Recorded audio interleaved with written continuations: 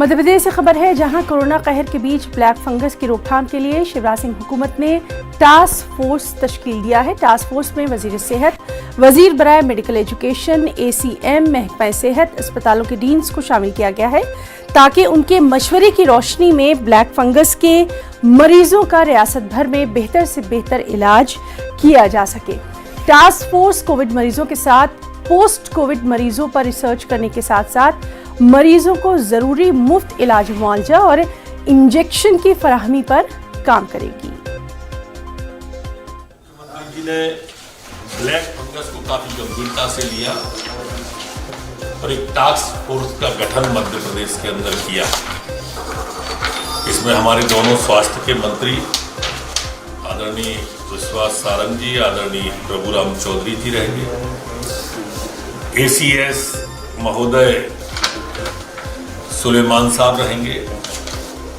हमारे बाहर से जो SP दुबे डॉक्टर हैं और द्विवेदी जो डॉक्टर हैं, दोनों डॉक्टरों को मुख्यमंत्री जी ने सभी मेडिकल कॉलेज को भी इसमें जोड़ने का, लोकेंद्र दवे और मेडिकल कॉलेज और अलग अलग ENT के जो स्पेशलिस्ट हैं उनको जोड़कर ब्लैक फंगस को प्राथमिकता से लेने का कहा है। और सीधे रुख करेंगे हमारे नुमाइंदे तारिक कमर का। तारिक, लगातार हम देख रहे हैं कि ब्लैक फंगस की रोकथाम के लिए मध्य प्रदेश, माफ करिएगा, मेहताब आलम से हम बात करेंगे। मेहताब आलम, लगातार हम देख रहे हैं कि मध्य प्रदेश में ब्लैक फंगस को रोकने के लिए लगातार मीटिंग्स हो रही हैं, लगातार काम किए जा रहे हैं। आज भी इस सिमत में एक अहम पेशकदमी है टास्क फोर्स का क़याम। यकीनी तौर पर हुकूमत मरीजों को इलाज, उनके इंजेक्शन, दवाई, जरूरी अद्वियात को फराहम करने के लिए बहुत ही संजीदा है।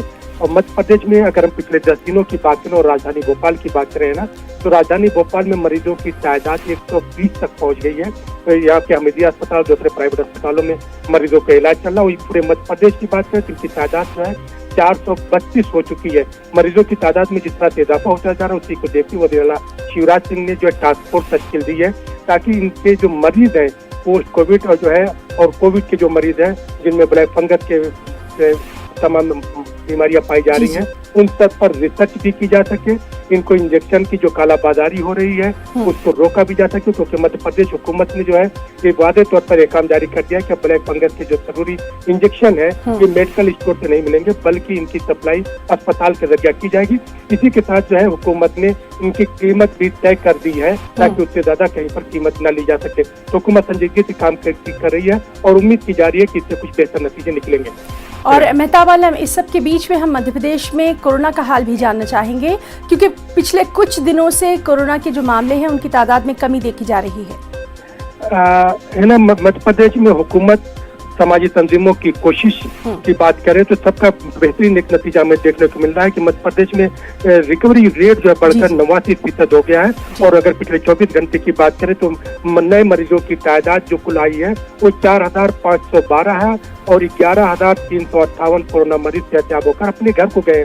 इस तरह अगर हम पिछले 20 दिन से इसका तकाबुल करें तो जहाँ पे मध्य प्रदेश में कोरोना मरीजों की, नए मरीजों की तादाद जो है 14,000 जो है ऊपर आती थी, वहीं पर मरीजों की तादाद जो है 5,000 से नीचे आ गई है।